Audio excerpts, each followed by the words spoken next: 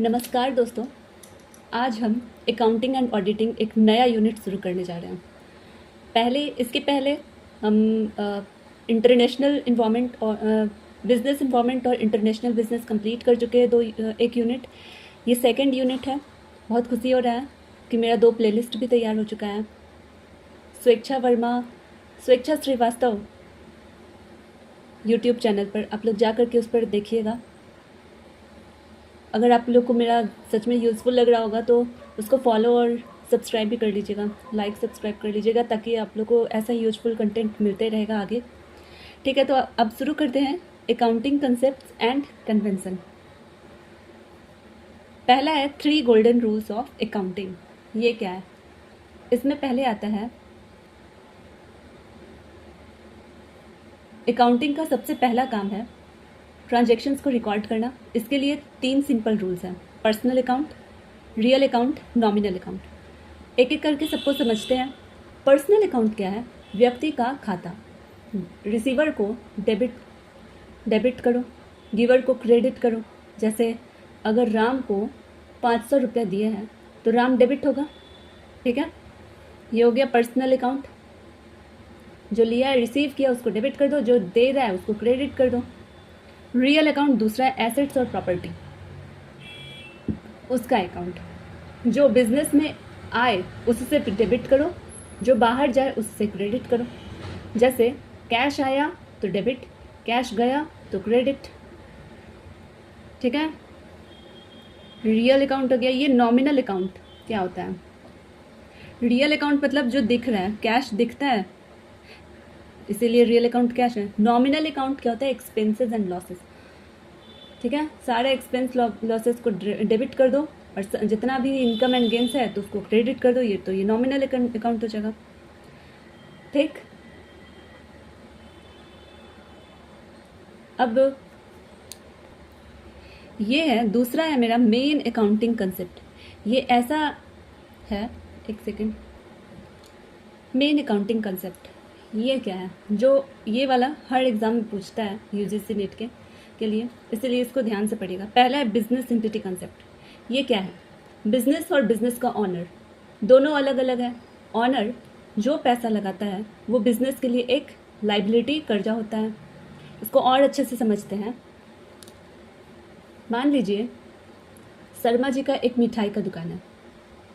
शर्मा जी ने दुकान के गुल्लक से 500 रुपये निकाल कर अपने बेटे को पॉकेट मनी दे दिया। ठीक, अब ये अकाउंटिंग के नज़र में शर्मा जी और उनकी दुकान दो अलग व्यक्ति हैं। गुल्लक से पैसा निकाला, दुकान पर ड्राइंग कर्जा खर्चा माना जाएगा। ये प्राइवेट खर्चा नहीं है। ठीक है, इसी को कहते हैं बिजनेस एंटिटी। दूसरा है going concern concept. Going concern concept में क्या है? मानकर चलिए कि बिजनेस सालों साल चलेगा, कभी बंद नहीं होने वाला है। ठीक है, एक एग्जाम्पल के साथ समझते हैं। मान लीजिए शर्मा जी दुकान के लिए एक नई 10 लाख का समोसा मशीन खरीदता है।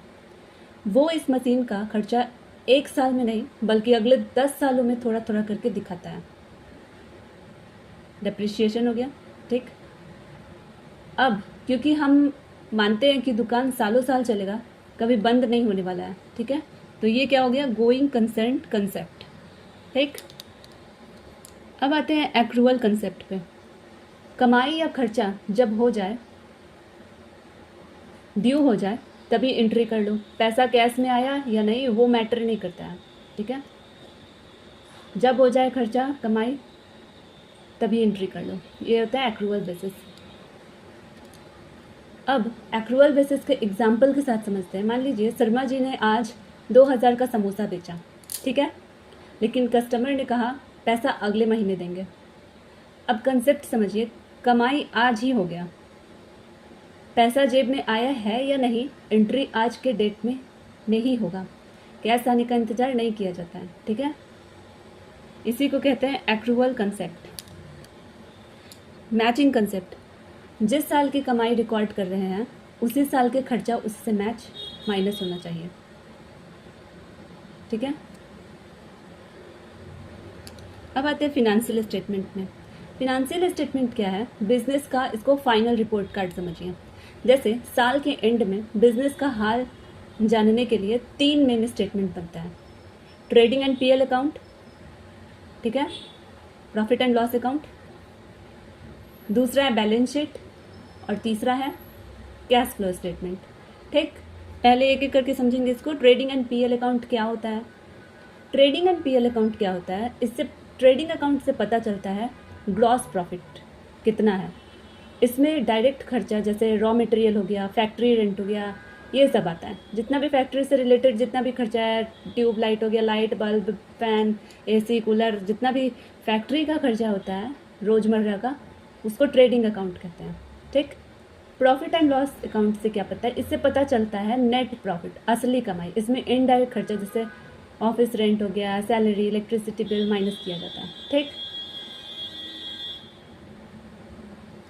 ये हो गया profit PL account.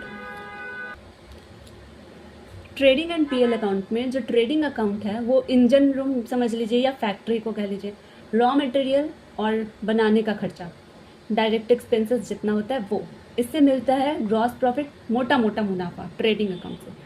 PL account क्या होता है? ऑफिस रूम या मैनेजमेंट, जिसमें आ गया electricity bill, staff, salary, rent, advertisement, जितना भी इनडायरेक्ट एक्सपेंसेस है, इससे मिलता है नेट प्रॉफिट। ठीक है, जितना असली में बचा हुआ पैसा जितना भी बच गया इसको नेट प्रॉफिट पीएल अकाउंट से निकलता है। ठीक, अब हम समझते हैं बैलेंस शीट क्या है। अब देखते हैं बैलेंस शीट। बैलेंस शीट मतलब बिजनेस का हेल्थ रिपोर्ट मान लीजिए। जैसे एक फोटो फ्रेम है जिसमें एक तरफ एसेट्स है दाएं साइड और बाएं साइड लाइबिलिटीज़ है। एसेट्स में क्या दिखाया जाता है? दुकान का जितना भी प्रॉपर्टी है वो सारा दिखा दिया जाएगा, और इस लाइबिलिटीज़ में क्या दिखाया जाएगा कि जितना भी कर्जा है वो सबको दिखा दिया जाएगा लाइबिलिटीज़ में। ठीक है, बैलेंस शीट में एसेट साइड में मशीनरी, कैश हो गया, स्टॉक हो गया, डेटर्स हो गया, जिससे पैसा लेना है। डेटर मतलब जिससे पैसा लेना है उसको कहते हैं देनदार। और लाइबिलिटीज़ मतलब लोन हो गया, क्रेडिटर्स हो गया, जिससे सामान उधार लिया है उसको क्रेडिटर्स कहते हैं। ठीक है, कैपिटल हो गया, कैपिटल मतलब ऑनर का पैसा, ये सब जितना भी है वो सब लाइबिलिटीज़ में जाएगा। ठीक, एसेट्स हमेशा याद रखिएगा दाएं क्रेडिट साइड लिखाता है और डेबिट साइड मतलब बाएं तरफ लाइबिलिटीज़ जाता है। ठीक, assets is equal to liabilities plus capital, दोनों साइड्स हमेशा बराबर होना चाहिए। ठीक, अब आते हैं कैश। अब इसमें कैश फ्लो स्टेटमेंट तीसरा आता है। ये क्या है? AS3 Indian accounting standard 7। ये बताता है कि पूरे साल भर में पैसा कहाँ से आया और कहाँ गया। इसमें 3 एक्टिविटीज़ भी होता है, operating activities, investing activities, financing activities. ठीक है, ऑपरेटिंग एक्टिविटीज़ मेन बिजनेस से आया हुआ कैश, जैसे हो गया गुड्स बेचकर आया हुआ कैश, चलायमान जिसको कहते हैं। ठीक है, इन्वेस्टिंग एक्टिविटीज़ एसेट्स खरीदने या बेचने से आया हुआ कैश, वो इन्वेस्टिंग एक्टिविटीज़ हो गया। जैसे मशीनरी खरीदा तो इन्वेस्टिंग एक्टिविटीज़ हो गया। फाइनेंसिंग एक्टिविटीज़ में आया लोन लेना, शेयर इशूज़ करना या डिविडेंड देना, ये सबसे जो कैश आया उसको फाइनेंसिंग एक्टिविटीज़ कहते हैं।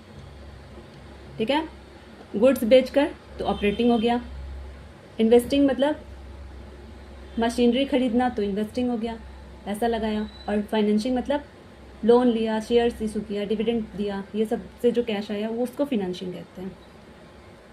एक चीज़ बैलेंस शीट में याद रखिएगा कि बैलेंस शीट जो है एसेट्स मतलब संपत्ति, लाइबिलिटीज़ मतलब कर्जा। दुकान के पास जितना भी माल या प्रॉपर्टी है एसेट्स है। ठीक है, वो या तो बैंक मार्केट के पैसे से लाया है, लाइबिलिटीज़ है, या ऑनर ने अपने जेब से लगाया, या मतलब कैपिटल है, पूंजी है। दोनों साइड हमेशा इक्वल होगा, इसको याद रखिएगा। ठीक है, तो ये है बैलेंस शीट।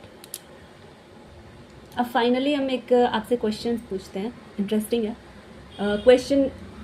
कुछ ऐसा है, क्या आपको पता है कि अगर आप अपने ही बिजनेस से 100 रुपये निकालिए तो अकाउंटिंग उसे कर्जा मानती है। ठीक है, वीडियो आपको कैसा लगा ये बताइएगा। और लास्ट में हम एक आपसे सवाल पूछना चाहते हैं कि अगर समोसा आज बेचा और कैश 10 दिन बाद मिला तो एंट्री कब होगा? कमेंट में आप लोग बताइए, इससे हमको पता चलेगा कि आप लोग कितने एक्टिव है इस चैनल पे। ठीक है, अब हम लोग नेक्स्ट अकाउंटिंग शुरू किए हैं, तो दूसरा वाला भी वीडियो हम जल्दी लाएंगे। तब तक के लिए थैंक यू। आप लोग बहुत अच्छे से यूजीसी नेट का तैयारी कीजिए। Thank you.